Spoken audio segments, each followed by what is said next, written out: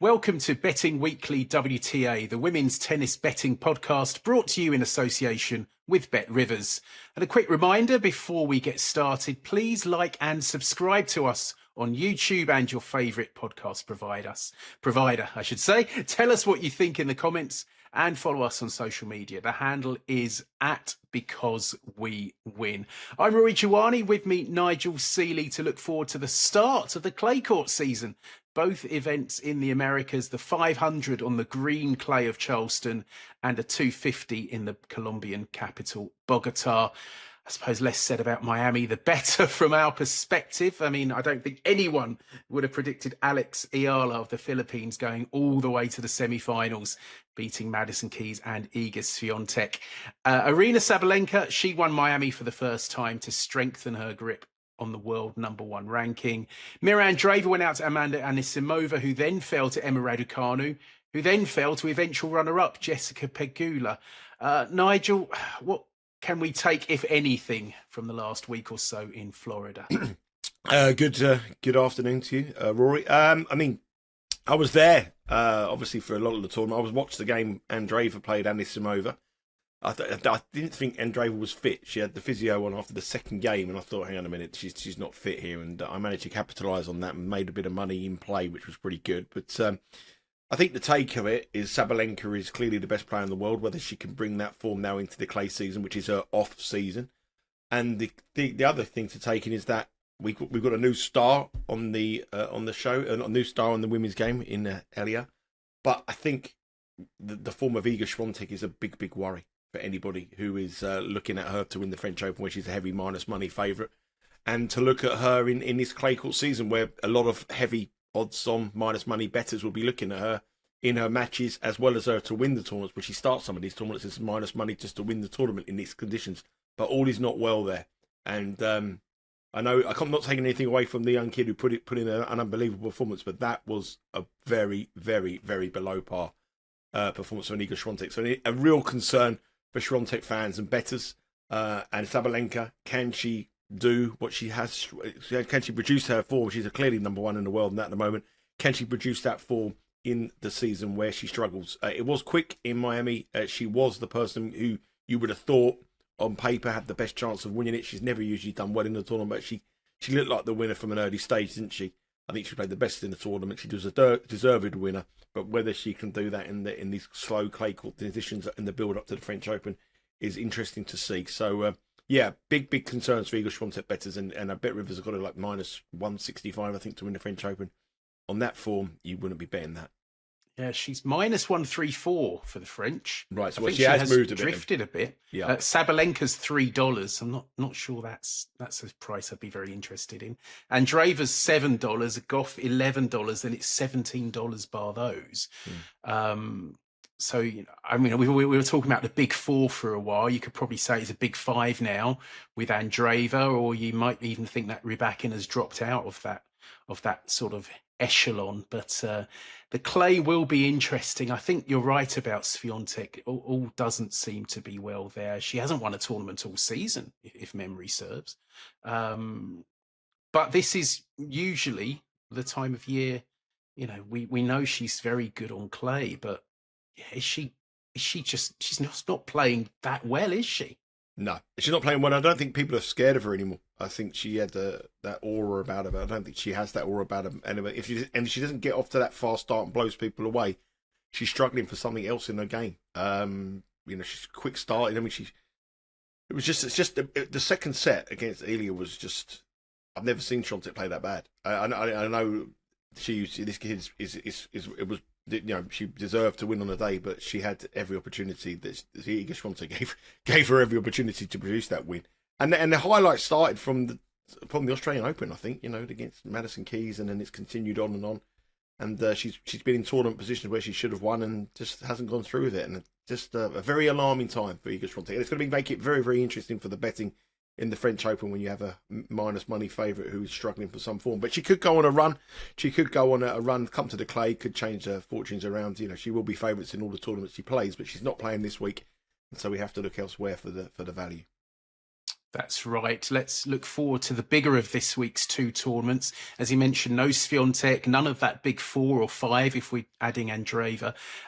It's in Charleston. It's the Credit One Charleston Open. And Credit One is, of course, owned by Emma Navarro's father, Ben. Some of our older viewers and listeners will remember this tournament as the Family Circle Cup, which it was known as for donkey's years. Charleston in South Carolina, temperature-wise, quite pleasant actually this coming week, mid-20s Celsius, so that's high 70s Fahrenheit. Doesn't cool down too much in the evening, lows of around 20 Celsius, so that's high 60s Fahrenheit. And Charleston has always played a bit quicker than conventional clay. Service hole percentage last year was 63.8. It was 66.4 the year before. So it's definitely medium pace. And if you look at previous winners, it's not your typical clay court specialist. Madison Keys won it in 2019. You go back a bit further, Angelique Kerber in 2015. She was never a clay specialist. Veronika Kudermetova in 2021, the first tournament after the pandemic. Belinda Bencic, not known for her clay exploits, but a very good record here. She won in 2022, lost in the 2023 final to Ons Jabeur. And last year, Danielle Collins, she beat 2017 winner Daria Kasatkina in the final. Nigel, any thoughts on the players you'd be keen to keep on side or fade due to the conditions or their form coming into this? Well, I looked at the form and I thought to myself, you don't want to be taking players that have gone quite deep in Miami because it's obviously a change of surface. And then I looked at last year's winner and changed that argument straight away. Yes. I thought Danielle Collins won Miami and she come here and won. But as a rule, I thought, Jess Pegula coming here as a number 1 seed, getting to the final last night in Miami, then changing to the surface is a big change. And we saw what happened in the people who did well in Indian Wells and then come to Miami in the men's and the women's draw. It didn't really replicate that form. And I think it's a big change in terms of the surfaces here. But this is a quick surface, so it's a quick clay sort of surface. It's not like your European clay. It's the green clay, as you said. The one thing I did know, I went through the draw. Number 1 seeds have got a pretty poor record in this tournament. Only 2 number 1 seeds have won it in the 25 years that it's been played, and that was Serena Williams and Caroline Wozniacki. And the last number 1 seed was Serena Williams, who won it in 2013. So that is not a good omen for Jess Pegula. I think, out of all the people in this draw, the front 2, the number 1 and the number 2 seeds, would be where I would be looking to fade the 2 Americans, Jessica Pegula and Madison Keys. Pegula, I thought, did well last week, but it's a lot of tennis to come as the reasons I said. And obviously Madison Keys, I know she's won this tournament before, but I've still not convinced by her since the Australian Open. Her form hasn't been that great, and her return when she's come back, obviously she got beat, shock defeat last week as well. And I know she's won this tournament, but I just don't. She would be the fade. So my strategy here to come on is to fade the front 2. The draw, we'll run through the draw in a minute, give you some odds from Bet Rivers, but I think that my first tactic is to fade the front 2. So this is a 48-woman draw. The 16 seeds get byes through to round 2. If it does go according to the seedings, the quarterfinals will see top seed Jess Pegula face Danielle Collins. Qinwen Zheng, who I think is making her debut in Charleston, she'll be up against Deanna Schneider. Amanda Anisimova will come up against Emma Navarro, and Daria Kasatkina will play second seed Madison Keys. The main dangers outside the seeds, as I mentioned, Bencic's got a really good record here. She's in Q1, although she could meet Ostapenko in round 2 and then Danielle Collins in the round of 16. Elise Mertens and Yekaterina Alexandrova in Q2. Yulia Putintseva and Aisling Kruger in quarter 3. And then in Q4, we've got Anna Kalinskaya and Magdalena Freck as potential lively outsiders. What do you make of the draw? Do you see any particular bias there? Well, I think the top quarter is very, very tough. That one involves Pegula, Ostapenko. It involves Bencic and the defending champion, Danielle Collins. That is a tough quarter for a 500 event. So Q1 is something that I think is quite a difficult area to concentrate on. Q2, I think, is fairly easy. And I would probably say that the bottom half is easier than the top half of the draw because that heavy Q1 weightedness. So my first angle of attack is in Q2. If you look at Q2, we look at the players in that draw. We have Alexandrova, who is got an awful record on clay, absolutely awful. I think she only won 1 of 8 matches last year on clay. Elise Mertens, who's a seed here, who's, I think she's coming towards the twilight of her career. She's done well in this tournament before, but I think this current version of her is one that I would want to fade. Deanna Schneider is a player with huge amount of talent, but has had the real bad year. I know she's coming into the clay part of the season, which she loves, so she could be a watching brief for this week to see how she gets on. But on her current form, I wouldn't want to bet her. And that brings in a player that I think is getting better and better each week, and that is Kenwen Zheng, the Olympic champion. She's my first pick here at 5-1 with Bet Rivers. I think, to me, I think she should be challenging at the top of the market here. I don't see really why she's a double price than Pegula when you think of the draw that she's been given here. It's a very favourable second quarter. She could play Sakari in round 2, which the Greek star at her age. I think she'll easily get through her. Mertens, I don't think will be a problem, and Schneider could be an issue, but the form is a concern. But if you look at Zheng, her record last year on clay was phenomenal. I mean, she won the Olympics. She beat Iga Swiatek in the semi-finals of that Olympic Games, and that was when Iga Swiatek was unbeatable. Nobody could see her not losing that title, the Olympic gold medal, when she lost it in the semi-finals. She won the Palmero tournament as well, just before the Olympic Games. She won 2 tournaments last year on clay, and she's won in her career 8 clay tournaments at all levels in the last 5 seasons. And that, I know this is a quick clay surface, but that is brilliant clay court record for a player that has won at Roland Garros in the slowest type of clay you can get on tour. So I'm surprised that she's not the favourite here. I know it's her tournament, and if you go back to her current form, her form at the start of the season was poor by her high standard. But in the quarterfinals, she reached the quarterfinals in both Miami and in Indian Wells, and she got beat by Iga Swiatek in Indian Wells, and she got beat by Sabalenka in Miami. So these are the top 2 players in the world that she's been beaten by. She hasn't been beaten by anybody else. They're not here this week, and I just think that is a big step in form. I think she's a form player that when she's hot, she's very hot, as you saw last season when she won back-to-back clay court tournaments. And when she's poor, she struggles with it. And I think she's coming good at the right time and to go well over the clay court season. So Zheng is my first pick here, a 1-unit pick, win only at 5-1 with Bet Rivers. I think at 290 Pegula, 370 Keys, and 5 the Olympic champion winner on Roland Garros on a clay court event, I think she should start shorter. The next in the list is Anisimova at 7. Now, she was injured in her match against Raducanu, and she had blisters real bad. She was suffering from real bad blisters. So, again, that's another fade for me. But I think Zheng here at the price is the takeout price of it. I think she's the value pick. Yeah, let's just run through those odds quickly for the tournament. Pegula, as you say, the plus 290 favourite. Madison Keys, 370. Qinwen Zheng, as you say, $5. Amanda Anisimova, $7. Danielle Collins, plus 850. Belinda Bencic, $11. Deanna Schneider, 16s. Emma Navarro, 18s. Daria Kasatkina and Aisling Kruger, $20. Yulia Putintseva, 22. And Yekaterina Alexandrova, 28. It's 30 bar those. Yeah, I agree with you on Zheng. She's definitely improving as the season's going on. She has spent a lot of time on clay. She spent a lot of time in Spain. And she should, on this surface, it's quick enough. She should get 3 points on her serve as well. So I'm inclined to agree with you that she shouldn't be that much bigger than Pegula or Keys. These conditions, even though it is her debut, these conditions should suit her very well. I had one in each half. Charleston is a bit of a horses for courses venue, because it's the green clay and I 2 players who have, you were talking about the really bad record of number 1 seeds. Jessica Pegula was top seed for the last 2 years, and she was beaten in the semi-finals both times. In 2023, she was beaten by Daria Kasatkina, and last year she was beaten by Belinda Bencic, who so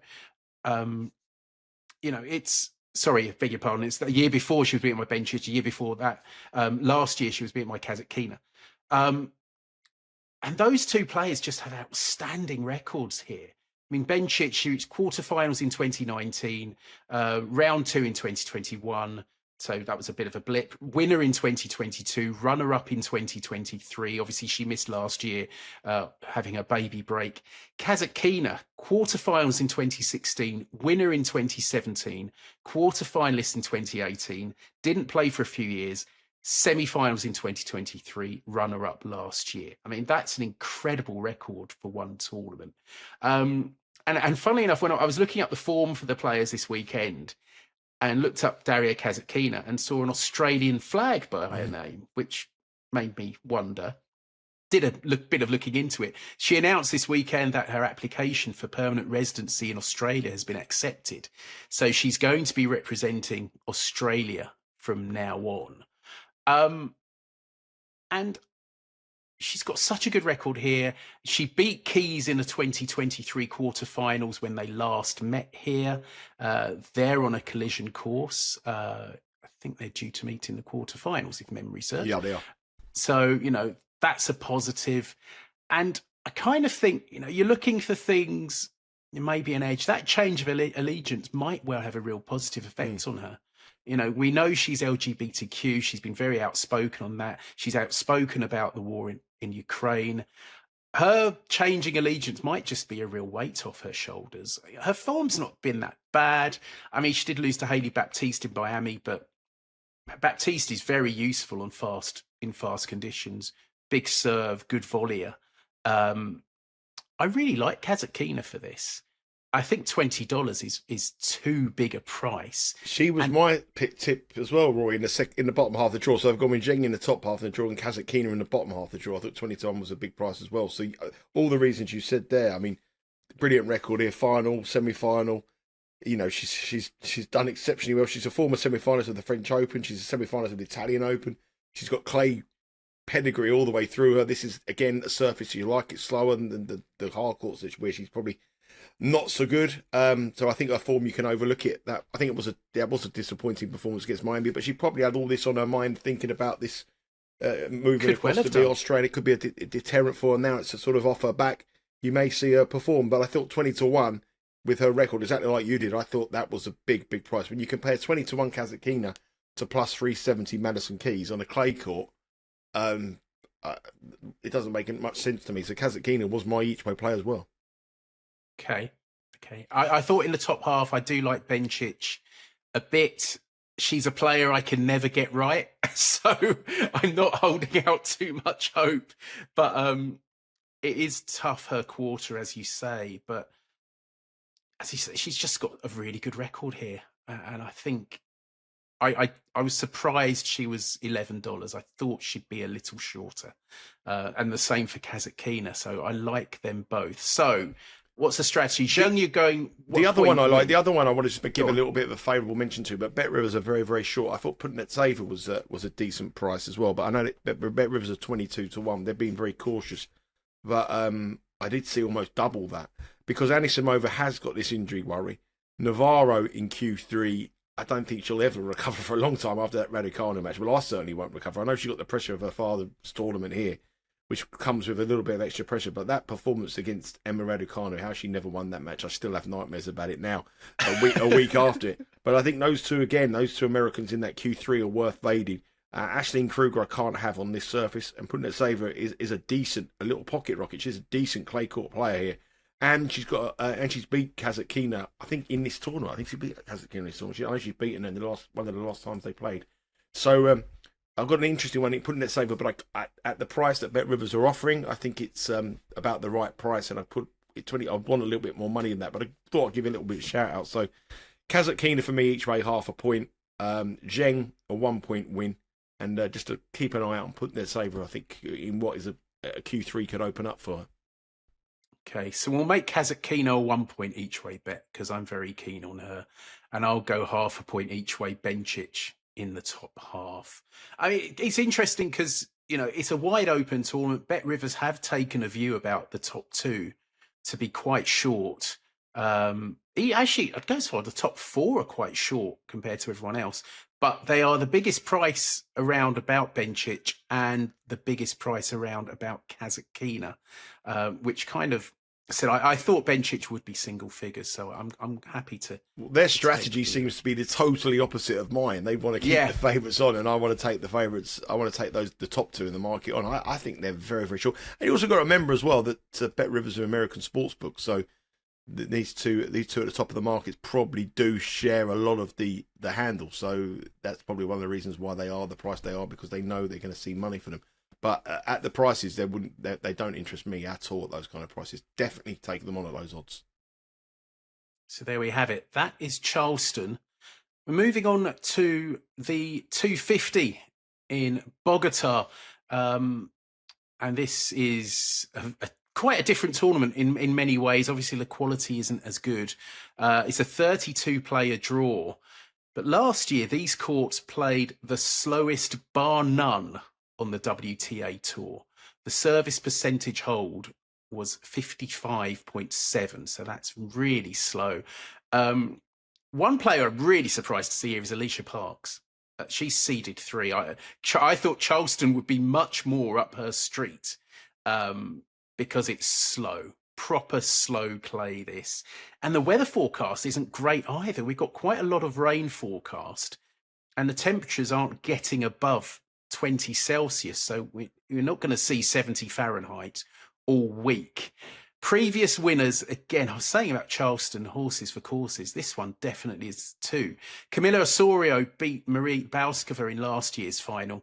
Tatiana Maria won it the previous 2 years. She beat Peyton Stearns in 2023 and Laura Pigossi in 2022. Osorio won it for the first time in 2021. She beat Tamara Zidanšek in the final. Before the pandemic, in 2019, Amanda Anisimova beat Astra Sharma in the final, and Anisimova went on to reach the French Open semis that year. This is a tough tournament. If it does follow the seedings, which it won't, but if it was to, in the quarterfinals, Bauskova would play Laura Siegemund. Emiliano Arango, who reached the Merida final at the start of the month and then was double bageled by Emma Navarro, she'll play Sara Sorribes Tormo. In the bottom half, Christina Buxa will play Alicia Parks. And the winners of the last 4 tournaments between them, that's Osorio and Maria, would meet in the 4th quarter final. Let's have a look at the odds quickly, shall we, before we go any further. Osorio, a worthy favourite at plus 270. Nuria Parizas Diaz, the Spaniard, is plus 450. Really surprised to see her so short. Bauskova, last year's runner-up, she's $5. Christina Buxa, plus 650. Arango, $7. Sorribes Tormo at $12. Francesca Jones, 20s. Laura Siegemund, 20s. Alicia Parks, Laura Pigossi, 22s. Tatiana Maria, $25. And it's 28 bar those. What did you make of the draw, Nigel? Not much, if I'm being totally honest with you. I mean, I look at it and I can understand why Bet Rivers are being very, very short the top 2 in the market. I know Bauskova is obviously the number 1 seed, got to the final here, got beat by Osorio last year. Could be a repeat final. Osorio is, I've mentioned to you before, the support that she gets from her fans is unbelievable. I've been very fortunate to be at matches where she's played, and it's been an incredible atmosphere, and it's wild. But at plus 270, they're not taking any chances whatsoever with the home advantage there. I think that's the reason why she is the price she is. You're going to need a player that can slug it out. You're going to need a player that's been around. You're going to need a player with a bit of experience. It's quite. I mean, Sorribes Tormo interested me a little bit at 12-1 because she has clay court pedigree. She has been around a long time. She has the patience to last in these testing conditions. There looks like there's going to be a lot of rain delays. It's going to be dire stuff, really, and you need to be someone who's a bit more experienced. But if you look at the draw, Bauskova is in the top half against Laura Siegemund. Arango will play Sorribes Tormo. I'm not really convinced by Arango, really. Sorribes Tormo potentially could be an interest to me at 12. In the bottom half, you've got Buxa, Alicia Parks. I can't have Alicia Parks on this surface at all. She's the biggest favourite of the tournament for me. Tatiana Maria's got a good record. She's in there at the bottom half of the draw against Camila Osorio. But there's one player that goes against pretty much everything I just said there in terms of experience, in terms of players that you want to do. But I think I've got to just have a little bit of interest on her, and that is the young American Eva Jovic.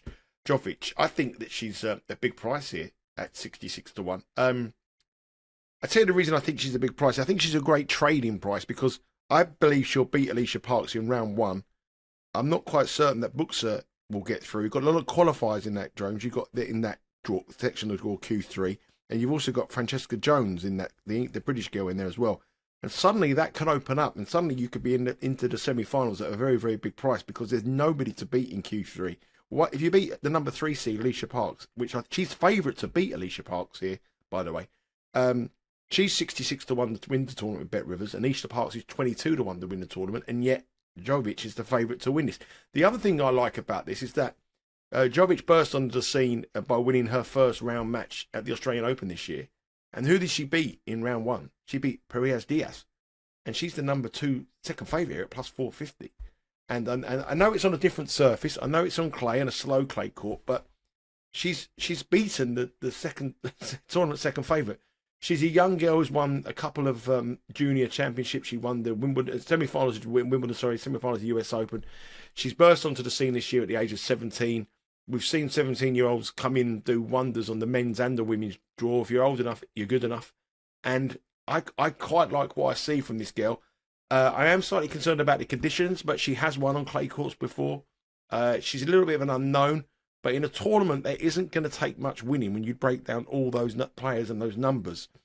I just got a feeling that Q3 opens up, and suddenly we could have a 66 to 1 shot into the semi-finals or the quarterfinals very, very quickly, and that opens up to trading positions if you want to trade it. I would be worried about her if she got into a final against a Bauskova or a Sorribes Tormo, but really there's nothing in Q3 that frightens me if she gets past this first round match, and I'm pretty confident that she will get past Alicia Parks in round 1. There has been money for her all day today, and I'm going to take Jovic at 66 to 1. Obviously, she's got a name. I think she's a Serbian, isn't she? I think her parents are Serbian, and she's an American. She's come from Serbia. So she's Serbian. But she's got a huge amount of tennis. She's been playing tennis since she was about 3 years of age, and come through I think she's number 2 in the junior rankings as well. First real big opportunity on a clay court. Conditions are a little bit of a worry, but the price is too good to miss in a quarter, which I just don't see any. Books are at plus 650. 66 to 1 Jovic. I think I've got to take Jovic here at 66 to 1. Yeah, I'd agree. I think she's a massive price. She has won titles on clay and matches on clay, but obviously a much lower level than this. That would be my reservation, would be the surface, and particularly these really slow conditions. But yeah, as you say, she's favourite to beat Parks in round 1, and she's 66 to 1. So that just doesn't make sense. And she's beaten a tournament second favourite in a major. Although I'm really puzzled by Paris Diaz being second favourite. I'm not sure what she's done to justify that. Maybe I've missed something. Maybe she's done something recently in a challenger that I've missed. But I'm very surprised at that, because when I've seen her, she's not been... from what I've seen of Paris Diaz, which is a bit... she shouldn't be plus 450 for this tournament. And do you remember... do you know what the score was when she beat her in the first round of the Australian Open? Go on. 6-2, 6-1 she beat. Wow. That's pretty one-sided. That's incredible. And she's what, 10, 12, 15 times the price? Yeah. So there you go. That's a bet there. Well, it's a half point each way for me. I was tempted to bet Sorribes Tormo as well at 12, because she has got the experience and the grit. That would go with like one of the youth and exuberance of youth, and then one with the experience and tournament nous. Sorribes Tormo, but I just think I'm just going to stick with that 66 to 1. But if the draw opens up when she does get through to the semi-finals, I'm not one who usually sort of tells you to hedge positions, but I think on this occasion I would probably hedge it, because I do think she might.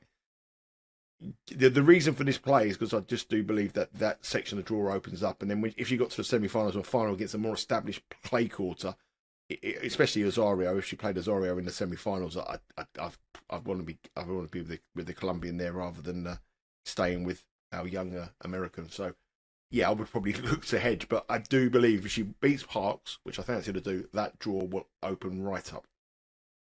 Yeah, I've gone the other way. I've gone for experience for both my picks, and they both happen to be, coincidentally, they happen to be both 37-year-old Germans.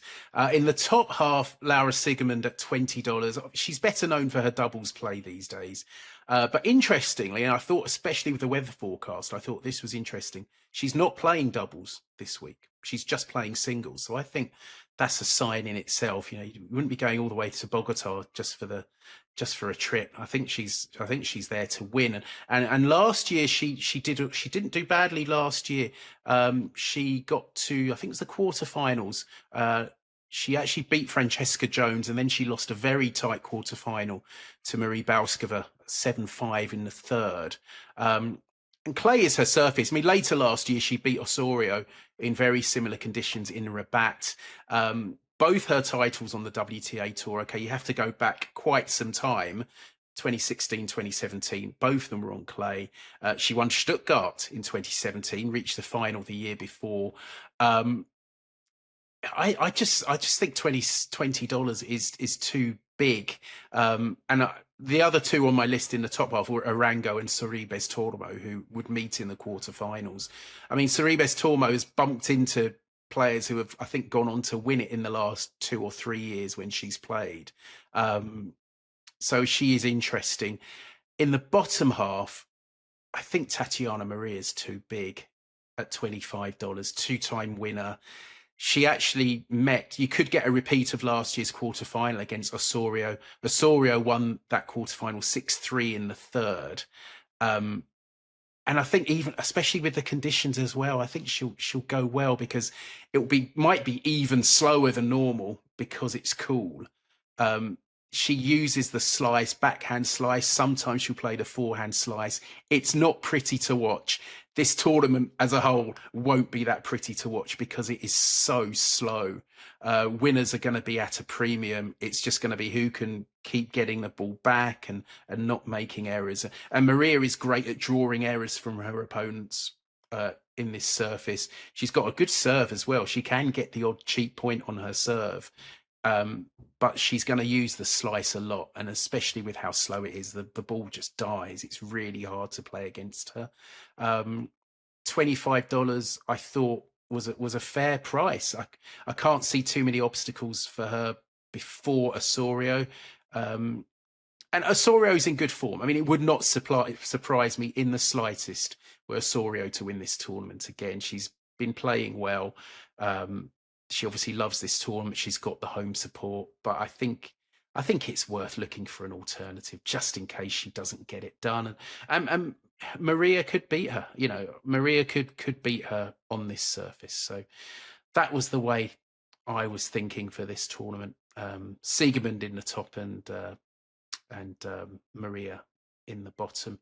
Yeah, that's about it, really. It's a difficult one because, you know, the quality isn't the greatest, as we've said, and we're just trying to look for value, aren't we? Yeah, I mean, I Sorribes Tormo does interest me. I think Osorio with that home support will really go deep in the tournament, but at plus 270, Diaz is absolutely no interest at all at plus 450. No. Bauskova, curse of the number one seeds. Buxa at plus 650, not for me. Arango $7. So by the process of elimination, you come out with this very talented young girl of 17 years of age, and getting with 17-year-old girls in the WTA this season has been quite profitable. So I think we might hopefully try and get another teenage win as well. So yeah, 66-1. It's just a too big a price for her. So I'm going to go with it.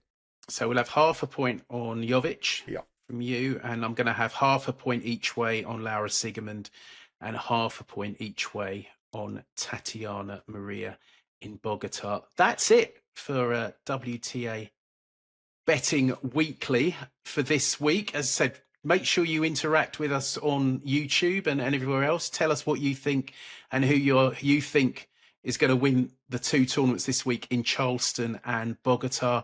And of course, we've got the ATP as well, Nigel.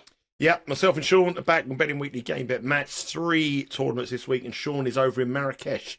You can follow him on our Instagram page @BecauseWeWin. He's there for tennis, not just on holiday. No, he's there for tennis. Yeah. Nice place to go on holiday as well. I mean, I've never been. Not for me. Not for you. Apparently the weather's not so great there next week. He's not very happy. Not? He's not very happy about that. The weather's not so good. Oh dear.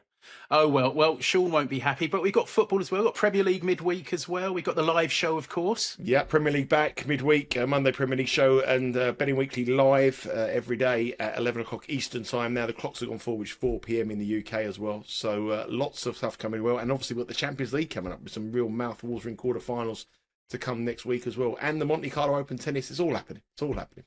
Never stops here. It's a busy, busy time of the year. Thanks for joining us again, and we'll see you next week again for some more Betting Weekly WTA.